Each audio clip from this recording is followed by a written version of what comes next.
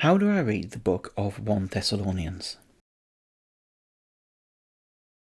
There are two letters to the church in Thessalonica, written within a few months of each other. This first letter gives encouragement, guidance, and focuses on the hope we have when Jesus returns.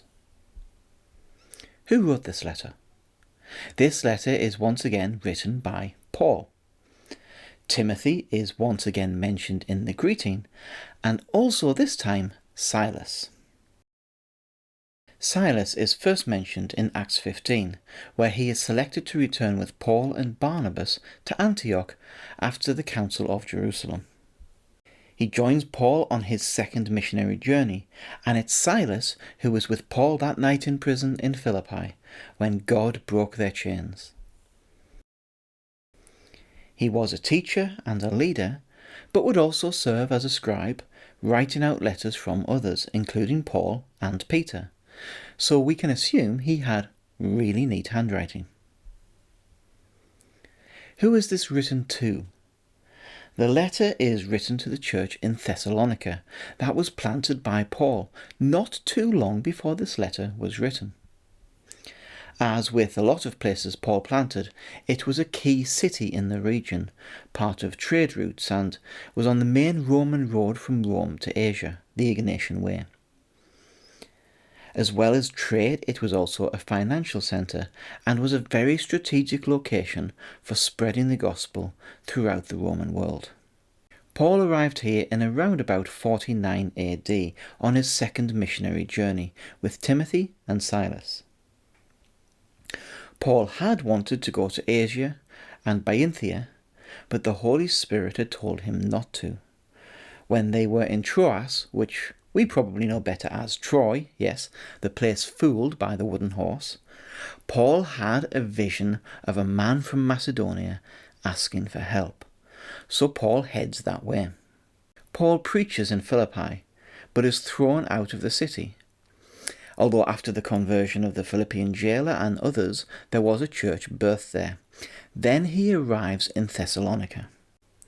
Paul begins by preaching in the synagogues, and then a large number of God-fearing Greeks and powerful women are saved. As a result of so many Gentiles getting saved, the Jews in the city got jealous. Paul was telling Gentiles they should come to Jesus without becoming Jewish, and they could not accept that. So they tried to start a riot and want to drag Paul and Silas before the Roman authorities. However, they cannot find Paul, so instead they drag some Christians, including a man called Jason, a convert who is hosting them, before the authorities instead. They accuse Christians in front of the Roman rulers of worshipping a king other than Caesar, which is pretty low tactics. As a result, Paul decides to leave this city for Berea. So Paul was only in Thessalonica for a few weeks, but in that time a solid church was planted. Paul then has a difficult time. The Jews from Thessalonica follow him to Berea, and he has to leave there too. In Athens he is mocked by the Greeks. There are a few converts, but not enough to establish a church. Paul then arrives in Corinth, low and demoralized, forced out of two cities, and ridiculed in another.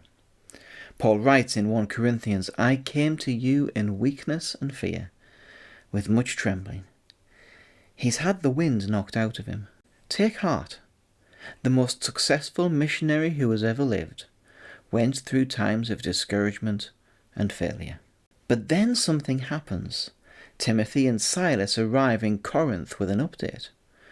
The church in Thessalonica is thriving. It was the best news, especially considering how they had to leave. And it lifted Paul's spirits. He was unable to leave his work in Corinth, so he decided to write a letter to the Thessalonians. This is that letter. When was it written? In the early 50s AD, and it's probably Paul's earliest letter. Before we go into details, how could we describe this book in one sentence? To a flourishing but persecuted church, Paul gives the message of hope that Jesus will return to gather his followers to him. Why did he write it, and how can we understand this book? Paul is delighted to hear how well this church is doing, and he wants to commend them and encourage them. But this church also has some questions and concerns about the second coming he wants to address. Also, they were suffering persecution, and Paul wants to speak into that. As Paul's earliest letter, it's amazing to see how much the return of Jesus was fully rounded out and expected right in the foundations of the church. We can break this letter down into three main topics: faithfulness, holiness, hope. These are interspersed with prayers from Paul for the church. It's worth thinking that in the days before instant long-distance communication, what a valuable tool praying for someone in written form was. Nothing beats praying in person, but in a world of instant communication, prayers written in the form of text or email or over video conferencing, over the phone, in this model shown by Paul, they are actually all valid and helpful ways of praying for someone. Faithfulness. Paul's positive mood is reflected in the opening chapter of 1 Thessalonians, where he says he is delighted to hear that the believers in Thessalonica are standing firm in their faith. He is delighted by their faithfulness. He talks about how they led by example to all of the believers in Macedonia. He talks about how they turned from a life of idols and are faithful with the message of Jesus as we look forward to his return. In chapter 2, Paul addresses how persecution has come to them. This first is illustrated by personal attacks on Paul that were circulating in the city. Paul defends his ministry and the work that was done there, that his ministry was as a father to a child, not as a controlling leader. And Paul is not surprised by the opposition, but wants the church in Thessalonica to know they should expect it too. He encourages them to take comfort in this. When we suffer, we are sharing in the suffering of Christ. It's a suffering that is worth it. He then prays for them that they may grow in love and holiness, which leads us into part 2. In chapter 4, the attention turns to holiness. Paul shows this as essential to the Christian life.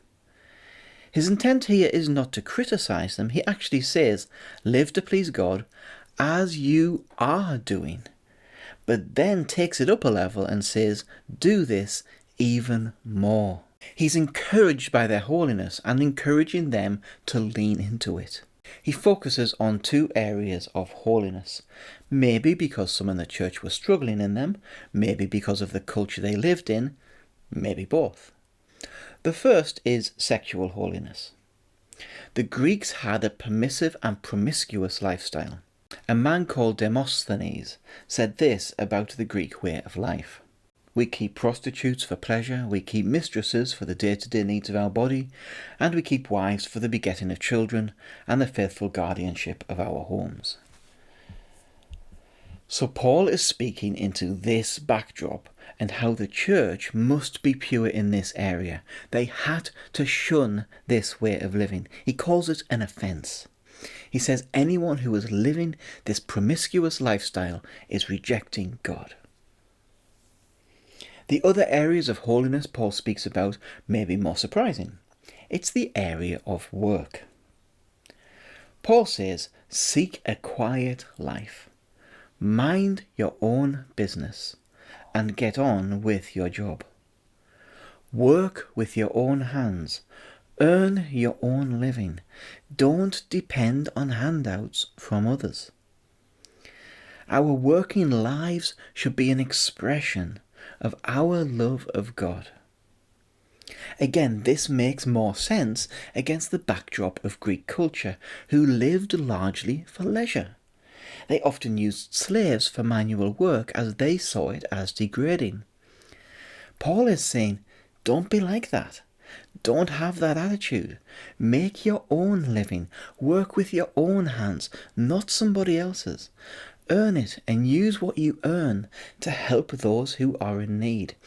It was a very countercultural way of thinking, And in some ways, it still is. Part 3 is all about hope. And it's a specific hope, the return of Jesus. It's worth reinforcing how early this letter was. The return of Jesus is not a later doctrine added in. It's foundational, and it's mentioned over 300 times in the New Testament. This seems to have been spurred by a concern or a question the church in Thessalonica had. Some of them had died, and those left wondered what their fate would be when Jesus returned, because in the Greek worldview there was no resurrection of the dead. A tombstone from ancient Greece reads, "I was not, I became, I am not, I care not." That's the culture they lived in. Sound familiar? So their faith was strong, but their hope was weak. Paul starts this part by saying, "We do not want you to be uninformed." Paul is saying, don't worry about those gone before us. We don't grieve like others, because we know when the Lord comes, they are coming with him. Death is not the end, because Jesus has risen. Paul uses the imagery they would have been familiar with. When Caesar arrived in a new city, he'd meet a delegation of people to welcome him in. They'd escort him in. Paul says it will be like that for those who've gone before. We won't get the jump on them, they will be ahead of us. Paul encourages the church to be sober and awake as we await the end. We must live self-controlled lives and not be caught sleeping like the rest of the world. For we are children of the light, not the night. The second coming should be a motivation towards godly living. Following Jesus leads to a holy life that results in hope. The Thessalonians were taught to live right in the view of Jesus' coming return. That message is still true. This letter is just as important today as it was when it was first written. Holiness has always been countercultural, but a holy life has always been what God requires of his people.